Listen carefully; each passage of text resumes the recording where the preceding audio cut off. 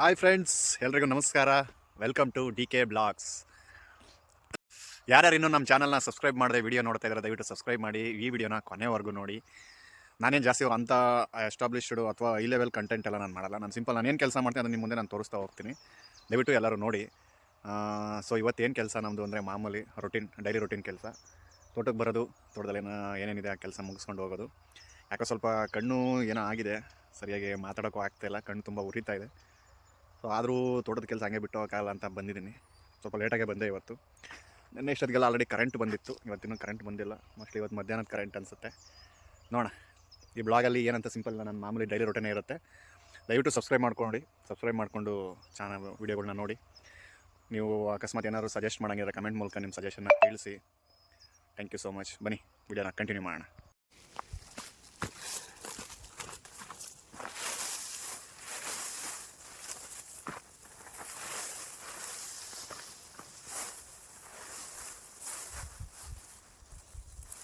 ಮಕ್ಕಳು ಸಹ ಇಟ್ಕೋಬೇಕು ನಾವು ಬಿಡುವಾಲದಲ್ಲಿ.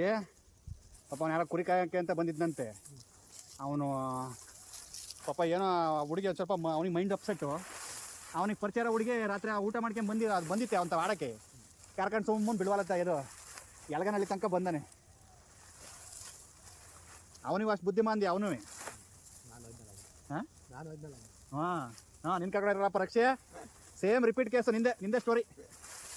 ರಕ್ಷಿಕುಮಾರನ ಸ್ಟೋರಿ. ರಕ್ಷಿಕುಮಾರ್ ಹಂಗೆ ಹೋಗಿದ್ದ ಒಂದ್ಸಲಿ, ಯಾರ ಕರ್ಕೊಂಡು ಹೋಗಿದ್ರು ಅಂತ ಸಣ್ಣ ಹುಡುಗನಲ್ಲಿ. ಈಗ ಆ ಮಗು ಏನಿಲ್ಲ, ಲಸ್ಸಿ ಕುಮಾರ ಒಂದಾನೊಂದು ಕಾಲದಲ್ಲಿ ಕಾಣೆಯಾಗಿದ್ದ ಕಾರಣ ಏನಕ್ಕೆ ಹೋಗಿದ್ಲ, ಯಾರ ಕರ್ಕೊಂಡೋಗಿದ್ದು ಹೋಯ್ದ. ಸೇಮ್ ನಿಂದೆ ಸ್ಟೋರಿ ಕೇಳ ಆ ಮಗ. ಅಪ್ಪ ಇರಾಬರ ವಾಟ್ಸಪ್ ಸ್ಟೇಟಸಲ್ಲೆಲ್ಲ ಅದೇ ಸ್ಟೋರಿ. ಸದ್ಯ ಸಿಕ್ತು ಮಗು, ಎಳಗನಹಳ್ಳಿಲೇ ಸಿಕ್ತು. ಅದು ಬಿಳುವಾಲದಿಂದ ಕರ್ಕೊಂಬಂದ್ರೆ ಅವ್ನಿಗೆ ರಾತ್ರಿ ಅಲ್ಲಿಗೆ ಬರೋಕ್ಕೆ ಗೊತ್ತಾಯಿಲ್ಲ. ಅವ್ನು ಅಲ್ಲಿಗೆ ಬರತ್ತೆ ರಾತ್ರಿ 10 ಗಂಟೆ ಆಯ್ತು.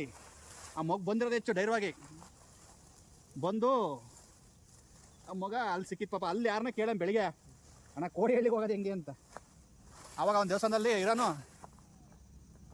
ಹುಡುಕಿ. ಆವಾಗ ಬೆಳಿಗ್ಗೆ ಈ ಮಗ ಎಲ್ಲೋ ನೋಡಿದ್ದೀನಲ್ಲ ಅಂತ ಅವ್ನು ಸ್ಟೇಟಸ್ ನೆನೆಸ್ಕೊಂಡು ಫೋನ್ ಮಾಡಾನೆ. ಆಮೇಲೆ ಪೊಲೀಸ್ದು ಡಾಕ್ ಸ್ಕ್ವಾಡ್ ಎಲ್ಲ ಬಂದು ಅವ್ನು ಬೆವರಿನ ಸ್ಮೆಲ್ ತಗೊಂಡು ಹುಡುಕೊಂಡು ಕರೆಕ್ಟ್ ಅಂದಿರೋ ಜಾಗದಲ್ಲಿ ಹುಡುಕಿದ್ರು.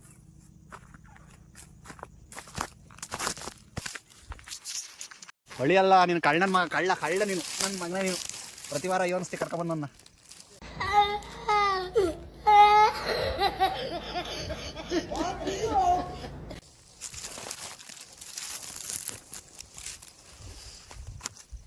ಕಟ್ಟೋ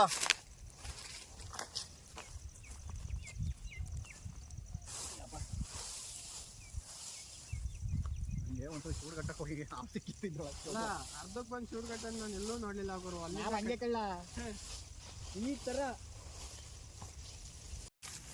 ಅಯ್ಯ. ಆಮೇಲೆ ಕಾಳು ಬರ್ತವೆ, ಹಂಗೂ ಇರ್ತವೆ, ಹಿಂಗೂ ಇರ್ತವೆ ಅಂತಂತ ಇದ್ರೆ ಅಯ್ಯ ನನ್ನ ಮಕ್ಕಳು ನಿಮ್ಮನ್ನ ಕರೆದೆ ನಾನು ಬರ್ರಿ ಕಟ್ರು ಬಂದು ಬರೋ ಹೊತ್ತು ಮಾತಾಡಿದ್ದೀರಾ ಅಂತ ನಾನು ಬಯಸ್ಕೋಬೇಕಾಗ್ತದೆ. ಏನಂತೀಯ?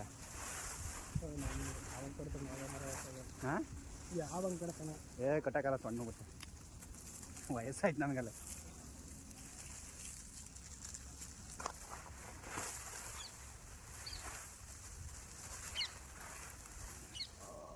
ನೋಡಲಿ ಇಲ್ಲೇ ಓದಿರ್ತಾವೆ ಅವು. ಇರುವೆ ಬೇರೆ ಅಲ್ಲೇ. ಚೂಡಿಗೆ 2 ಕಜ್ಜೆ ರಾಗಿತನ ಹೋದ್ರೆ 2 ತಾನೆ ಕಾಫಿ ಕುಡಿದು ಕುತ್ಕೊಳ್ಳೋಣ ಅಂತ ಮನೆ ತಕ ಹೋದ್ರೆ ನನ್ನ ಮೆಂಡ್ರಿಗೆ ಸಡನ್ನಾಗಿ ನೆನಪಾಯ್ತು ಸಾಂಬಾರಿಗೆ ಅವರೇಕಾಯಿ ಇಲ್ಲ ಅಂತ. ಅದಕ್ಕೆ ಈ 1-2 ಕೊದಾರಿ ಮರಿಗಳು ಕೂತದ್ದು ಮನೆ ತವ ಟಗರು ಮರಿಗಳು ಎಳ್ಕೊಂಬಂದ್ರೆ ಒಂದನ ಕೆಲಸಕ್ಕೇನು ಬಗ್ಗತ್ತೆ. ಇದು ಕಾಳು ಬೀಳೋದು ಜಾಸ್ತಿಯಾ ಮರ. ನನ್ನ ಮಗನ ಕೊಯ್ಯಲಿ ಬರೀ ಇವೇ ನಾಟಕಗಳು ಆಡೋದು. ಫೋನ್ ಮಾಡ್ತೀನಿ, ಅದಾಡ್ತೀನಿ ಇದಾಡ್ತೀನಿ ಅಂತ. ಈಗ 9:06 ಗಂಟೆಯಲ್ಲಿ ನನ್ನ ಹೆಂಡ್ರಿಗೆ ಅವರೇಕಾಯಿ ತಿನ್ಬೇಕು ಅಂತ ಬಯಸ್ಕೊಬಿಟ್ಟವಳೆ. ಏನು ಮಾಡೋದಪ್ಪ ನೀವಲ್ಲ. ಬೆಳಗಿಂದನೂ ಬರೀ ಕೃಷಿ ಇಲಾಖೆ, ಬ್ಯಾಂಕು, ಕೃಷಿ ಇಲಾಖೆ, 2 ಸಲ ಬ್ಯಾಂಕು, 2 ಸಲ ಕೃಷಿ. ಏನು ಮಾಡೋದಪ್ಪ, ಒಬ್ಬಂಟಿ ಮನುಷ್ಯ ನಾನೇ ಮಾಡ್ಬೇಕೆಲ್ಲದನ್ನು. ಯಾರು ಬಂದು ಮಾಡೋರಿದ್ದಾರೆ? ನೀವು ಬರಲಿಲ್ಲ ಅಂತಂದ್ರೆ ಬತ್ತೆ ತಡಿ ಅಂತ ಹೋಗ್ತೀರಾ. ಆ ಕಡೆ ಒಬ್ಬ ಟ್ಯಾಕ್ಟ್ರಿ ತಗೊಂಡು ಹೋಗ್ತೀರಾ, ಈ ಕಡೆ ಒಬ್ಬ ಟ್ಯಾಕ್ಟ್ರಿ ತಗೊಂಡು ಹೋಗ್ತೀರಾ. ಹಂಗೆ ಕಣಯ್ಯ. ಈಗ ನೋಡು, ಮಗಳು ಬರ್ತಾರೆ, ಇಷ್ಟೊತ್ತಾದ್ರೂ ನಮ್ಮ ಪ್ರಿಪ್ರೇಷನ್ಸ್ ಇಲ್ಲ ನನಗೆ.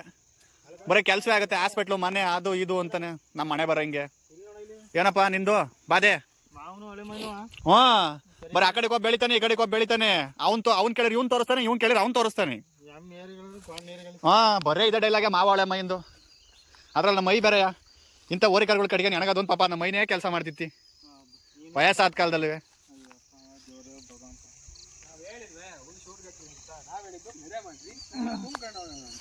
ಯಾವ ಮಾಡ್ತೀಯಾ ನೀವು ಓರಿಕಾಳುಗಳು ಪಾಪ ಏನೋ ಹೆಲ್ಪ್ ಆಗಲಿ ಎಸಿ ಹಾಕಿ ಮಾಡೋಕ್ಕೆ ಅಂತ ನೀನು ಕಾಲು ಬೀಳ್ತಿಯಲ್ಲ ಫಸ್ಟು ಗಾಡಿ ಮೇಲೆ ನಾನು ಜೋಡಿಸ್ಕೊಂಡು ಮೇಲೆ ನಿಂತ್ಕೊಂಡ್ಬಿಡ್ತಿಯಲ್ಲ ಹೊರ ನಾವೇ ತಾನೆ. ಅದಕ್ಕೆ ನಮ್ಮ ಮೈಗೆ ಅಲ್ಲ ಎಲ್ಲ ವಾತಾವರಣ ಇನ್ನೂ 6 ಗಂಟೆಗೆಲ್ಲ ಚಳಿ ಶುರುವಾತು. ಅಲ್ಲ ಏನು ಮಂಜು ಬಿದ್ದಂಗೆ ಆಗ್ತೈತಿ ಇಷ್ಟೊತ್ತಿಗೆಲ್ಲ ಏಯಪ್ಪ. ಅಲ್ಲ ಜನವರಿ ಕಳೆ ತನಕ ಇಷ್ಟೊಂದು ಚಳಿ ಅನ್ನ ಮರ. ಏಯ್ ಜನವರಿಗೆಲ್ಲ ಕಳ್ಳ, ಫೆಬ್ರವರಿ ಶಿವರಾತ್ರಿ. ಯಾವ ಊರಾಗಿದ್ದೀರಲ್ಲ ನೀವು? ಹಳ್ಳಿ ಹಾಕ್ಲು ಕಳ್ಳ, ನೀವೇನು ಸಿಟಿ ಒಳಗಿದ್ದೀರಲ್ಲ. ನೆನ್ನೆ ಹೊಸ ಹಿಡಿದಿರೋದು ಬಂದಿದ್ದಂಗೆ ಕಳ್ಳಲ್ಲ ಭಾಷಕ ಪ್ರಕಾಶ ಬಂತು ಕಳ್ಳಲ್ಲಿ ಹೋದ್ರು ಆ ಕಡೆಗೆ.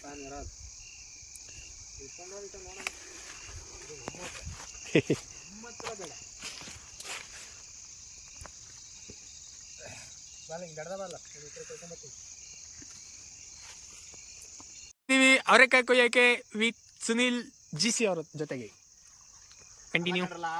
ಹೊಳೆ ಮೈಗಳು ಕೊಯ್ತೀರಾ ಅಂತ ಕರ್ಕೊಂಡ್ರೆ ಬರೀ ಮಾವು ಬಗ್ಸದೇ ಆಗುತ್ತಲ್ರಲ್ಲ ಅಲ್ಲಿ. ಡೈಲಿ ಕೊಯ್ತೀರಾ ಅವರೆಕಾಯಿ ಏನು? ನೋಡ್ರಿ ಆರಾಮಾಗಿ ತೋಟ ನೋಡ್ರಿ ಇಂಥ ಒಳ್ಳೆ ಗಾಳಿ, ಒಳ್ಳೆ ವಾತಾವರಣ, ಹಕ್ಕಿ ಕೂಗೋ ಶಬ್ದ ಇವೆಲ್ಲ ಬೆಂಗಳೂರಾಗ ಕೇಳಕ್ಕಾಗುತ್ತಾ ನೀವು? ಇಲ್ಲೆಲ್ಲ ಕೇಳಿ ಎಂಜಾಯ್ ಮಾಡ್ಬೇಕನ್ರಿ. ಏನ್ ಎಂಜಾಯ್ ಇಲ್ಲಿ? ಎಂಜಾಯ್ ಕಾಡ್ತಲ್ಲಿ ಅರಕಾಯಿ ಕೊಯ್ತಾ ಜೀವ ನೋಡಪ್ಪ ಎಂಜಾಯ್ ಮಾಡ್ಬೇಕಂತೆ. ಅದೇ ಪ್ಲಾನ್ ಮಾಡಿದ್ವಪ್ಪ. ನಾಳೆ ಇಲ್ಲ ರಸ್ತೆಗೆ 2 ಕೋಳಿ ಪೈಸ್ಕೆ ಬಂದ್ಬಿಟ್ಟೆ. ಇಲ್ಲಿ ತಂದೂರಿ ಮಾಡ್ಬೇಕು ನೈಟ್. ಅದು ಒಂದು ಬ್ಲಾಗ್ ಆಗೋದು ಅಷ್ಟೇ ಟೈಮ್.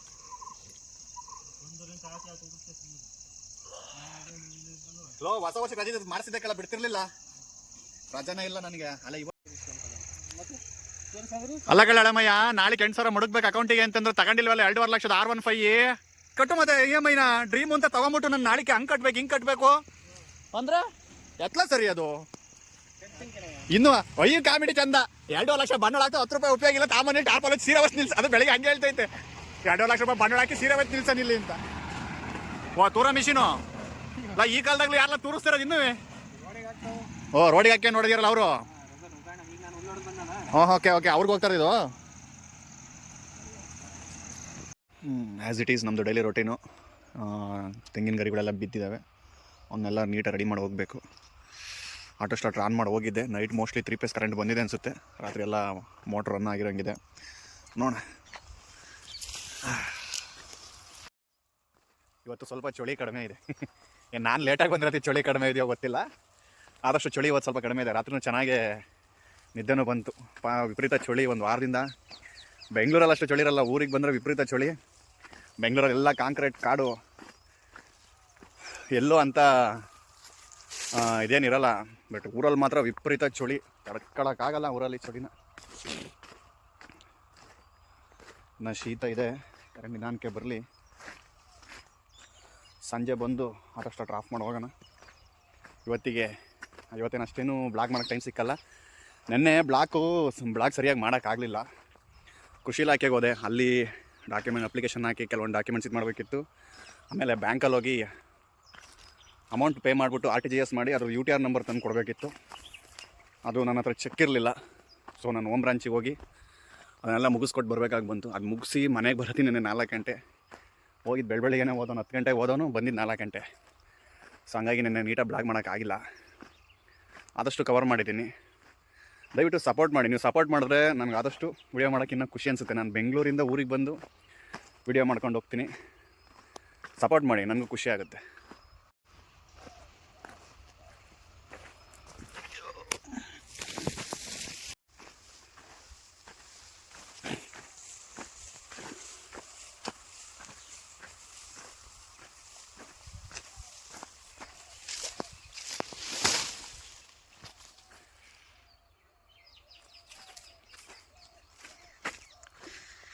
ವಾಹ್,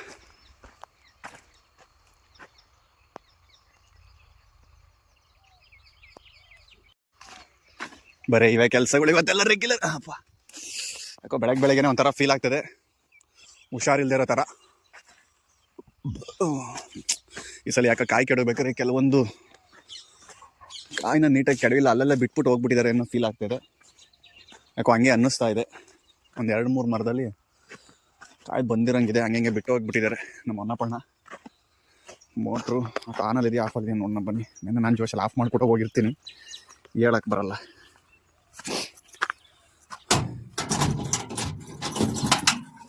ಆಮೇಲೆ ಇದೆ, ಕರೆಂಟ್ ಬಂದಿಲ್ಲ ಅಷ್ಟೇ. ನೆನ್ನೆ ಏನೋ 2 ಅವರ್ ಕರೆಂಟ್ ಕೊಟ್ಟಿದ್ರು, ಹಂಗಾಗಿ ನೆನ್ನೆ ಸರಿಯಾಗಿ ಮೋಟ್ರು ಫುಲ್ ಡೇ ನೀರು ಬಂದಿಲ್ಲ.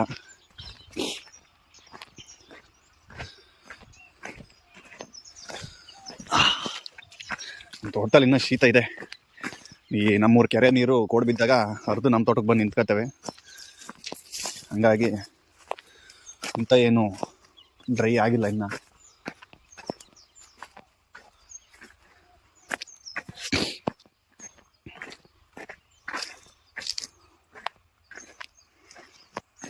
ನೋಡಿ ಅಲ್ಲೊಂದು ಗೊನೆ ಕಾಣಿಸುತ್ತೆ ಇಲ್ವ ನಿಮಗೆ? ಬಂದ್ಬಿಟ್ಟಿದೆ. ಇಲ್ಲೊಂದು 5-6 ಕಾಯಿ ಇದೆ. ಇಲ್ಲೊಂದು 5-6 ಕಾಯಿ, ಅಲ್ಲಲ್ಲೇ ಬಿಟ್ಬಿಟ್ಟು ಹೋಗ್ಬಿಟ್ಟಿದ್ದಾರೆ ಈ ಸಲ. ಶೀತಕ್ಕೆ ಹೊತ್ಕೊ ಮೈಕೆಲ್ಲ ನೋವು.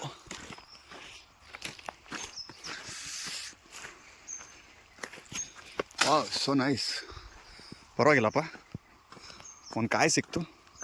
ಒಂದು ನೆನ್ನೆನೇ ಬಿದ್ದಿರಂಗಿದೆ, ಪರವಾಗಿಲ್ಲ. ಯಾಕೋ ಯಾರು ಅಡ್ಡಾಡಿರಂಗೆ ಕಾಣಂಗಿಲ್ಲ. ನಾನೀಗ ಅಡ್ಡಾಡ್ದಂಗೆ ಹಂಗೆ ಹೋಗೋಣ ಅಂತ ಹೊರಟಿದ್ದೆ. ನೋಡಪ್ಪ, ಕಾಯಿ ಸಿಕ್ತು ಇವತ್ತು. ನಾನು ಅಡ್ಡಾಡ್ದಂಗೆ ಹಂಗೆ ಹೋಗೋಣ ಅಂದ್ಕೊಂಡೆ, ಯಾಕೋ ಬಂದೆ ನೋಡೋಣ ಅಂತ. ನೋಡಿದ್ರೆ ಒಂದು ಕಾಯಿ ಸಿಕ್ತು. ಬೇಕಾಗಿತ್ತು ಒಂದು ಕಾಯಿ ಇವತ್ತು. ಹಂಗೆ ನಮ್ಮೂರು ದೇವಸ್ಥಾನಕ್ಕೆ ಹೋಗಿ ಬರಬೇಕು. ಸೊ ಹಂಗಾಗಿ ಒಂದು ಕಾಯಿ ಬೇಕಿತ್ತು.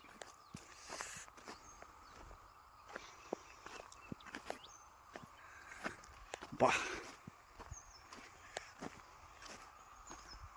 ಮತ್ತು ಇನ್ನೇನು ಸಮಾಚಾರ? ಎಲ್ಲರೂ ಹೇಗಿದ್ದೀರಾ? ಹೊಸ ವರ್ಷ ಪ್ರಿಪ್ರೇಷನ್ಸ್ ಹೇಗಿದೆ ಅಂತ ಕಮೆಂಟ್ ಮಾಡಿ. ಸೊ ನಮಗಂತೂ ಹೊಸ ವರ್ಷಕ್ಕೇನು ಮಾಡೋಕ್ಕಾಗಲ್ಲ. ಡ್ಯೂಟಿ ನಾಳೆ ಹೋಗಿ ಎಷ್ಟೊತ್ತಿದ್ರು ಡ್ಯೂಟಿ ಜಾಯ್ನ್ ಆಗಬೇಕು. ಬಾಸ್ ಆಲ್ರೆಡಿ ಕಾಲ್ ಮಾಡ್ತಾನೆ ಇದ್ದಾರೆ, ಯಾವಾಗ ಬರ್ತೀಯ ಅಂತ. ಸೊ ದಯವಿಟ್ಟು ಹೊಸ ವರ್ಷಕ್ಕೆ ಎಲ್ಲರೂ ಪ್ರಿಪ್ರೇಷನ್ಸ್ ಹೇಗಿದೆ ಅಂತ ನೋಡಿ. ನಮ್ಮ ಪ್ರಿಪ್ರೇಷನ್ಸ್ ಏನಿಲ್ಲ, ಎಲ್ಲೂ ಹೋಗೋಕ್ಕಾಗಲ್ಲ, ಬರೀ ಕೆಲಸನೇ ಆಗುತ್ತೆ. ಬೆಳಗ್ಗೆ ಹೊತ್ತು ಮಾತ್ರ ಮಾತಾಡೋದೇ ಕಷ್ಟ, ಚಳಿ. ಸೊ ಯಾರು ಏನು ಅನ್ಕೋಬೇಡಿ. ಸೊ ವಿಡಿಯೋ ಹೇಗೆ ಬರ್ತಿದೆ ಅಂತ ದಯವಿಟ್ಟು ಕಮೆಂಟ್ ಮಾಡಿ ತಿಳಿಸಿ. ಆಮೇಲೆ ನೋಡಿ, ಫಸಲು ಬಿಡೋಂಥ ಮರದಲ್ಲಿ ಈ ಕೆಂಪು ಹುಳುಗಳು, ಕೆಂಪು ಸುತ್ತ ತಲೆ ಹುಳುಗಳು ಜಾಸ್ತಿ ಹುಳು ಹೊಡಿತಾರ. ಸುಳಿಗಾರಿನ ಕಡಿದು ಥರ ಕೆಳಗೆ ಬೀಳಿಸ್ತೇವೆ. ಇದರಿಂದ ಫಸಲಿಗೆ ಎಷ್ಟು ಎಫೆಕ್ಟ್ ಆಗುತ್ತಪ್ಪ ಅಂದರೆ ನೋಡಿ, ಚೆನ್ನಾಗಿ ಫಸಲು ಬಿಡೋ ಮರಕ್ಕೆ ಹೋಗ್ತವೆ ಇವೆಲ್ಲ. ಇನ್ನು ನೆಕ್ಸ್ಟ್ಗೆಲ್ಲ ಉದುರು ಹೋಗ್ತವೆ. ಈ ಥರ ಮಾಡ್ತವೆ. ಇದಕ್ಕೊಂದು ಬಕೆಟ್ ತಾಮನ್ ಕಟ್ಟಬೇಕು. ಆ ಹುಳದ ಬಕೆಟು, ನನಗೆ ಅದೇನೋ ಹೇಳ್ತಾರಲ್ಲ, ಎಲ್ಲ ನೆನಪಿರುತ್ತೆ, ಅಂಥವೇ ನೆನಪಿರಲ್ಲ. ಏನು ಮಾಡೋದೋ ಗೊತ್ತಾಗ್ತಾಯಿಲ್ಲ. ತೋಟದಲ್ಲೂ ನೋಡಿ, ಇದೊಂದು ಒಳ್ಳೆ ಫಸಲು ಬಿಡೋಂಥ ಸೊಸೆಯಾಗಿದ್ದು. ಇದಕ್ಕೆ ನೀರಿಲ್ಲ ಅಂದ್ರೂ ಫಸಲಿತ್ತಿದ್ರಲ್ಲಿ. ಆದರೆ ಇವಾಗ ನೀರಿದೆ, ಇದಕ್ಕೆ ಫಸಲು ಈ ಕಡೆಗೆ ನೀರು ಬಿಡ್ಬೋದು, ಆದರೆ ಬುಡ ಮಣ್ಣು ತಿಂದುಬಿಟ್ಟಿದೆ. ಇದು ಹೆಂಗಾಗುತ್ತೆ ಅಂದರೆ, ಒಂದು ಜೋರಾಗಿ ಸ್ವಲ್ಪ ಗಾಳಿ ಬಂದರೆ ಹಂಗೆ ಬಿದ್ದೋಗ್ಬಿಡುತ್ತೆ. ಸೊ ಒಳ್ಳೊಳ್ಳೆ ಫಸಲು ಬಿಡೋ ಮರಗಳಿಗೇ ಈ ಥರ ಆಗ್ಬಿಟ್ರೆ ಒಂಥರ ಬೇಜಾರು ಅನ್ನಿಸ್ಬಿಡುತ್ತೆ. ಪರಮಾತ್ಮ, ಈ ಕತ್ಲೆಯಲ್ಲಿ ಈ ವೈಕ್ಲು ಕರ್ಕೊಂಡು ಅವರೆಕಾಯಿ ಬಿಡಿಸೋ ಪಜಿತ್ತೆ, ಅದು ಕೈ ಸೊಗಡು ಬೇರೆ ಚುರು ಅಂತ ಇದೀ. ಸೊಗಡಿ ಗಿಡಕ್ಕೆ ಸೊಗಡು ಕಳ್ಳ ಅದು. ಓಕೆ ಫ್ರೆಂಡ್ಸ್, ಇಲ್ಲಿಗೆ ಅವರೆಕಾಯಿ ಕೊಯ್ದು ಮುಗೀತು. ಓಕೆ ಫ್ರೆಂಡ್ಸ್, ಈ ಬ್ಲಾಗ್ನ ಇಲ್ಲಿಗೆ ಎಂಡ್ ಮಾಡ್ತಾ ಇದ್ದೀವಿ. ಇವತ್ತಿನ ಬ್ಲಾಗ್ ಇಲ್ಲಿ ಮುಗೀತು. ಇನ್ನೊಂದು ಹೊಸ ಬ್ಲಾಗ್ ಜೊತೆಗೆ ನಾನು ನಿಮ್ಮೊಟ್ಟಿಗೆ ಇರ್ತೀನಿ. ಅಲ್ಲಿವರೆಗೂ ನಮ್ಮ ಚಾನಲ್ನ ಸಬ್ಸ್ಕ್ರೈಬ್ ಮಾಡಿ, ಹಂಗೆ ವಿಡಿಯೋನ ಕೊನೆವರೆಗೂ ನೋಡಿ. Thank you so much. Cameraman Rakshit Shetty ಜೊತೆ ಜೀವ. Stay tune.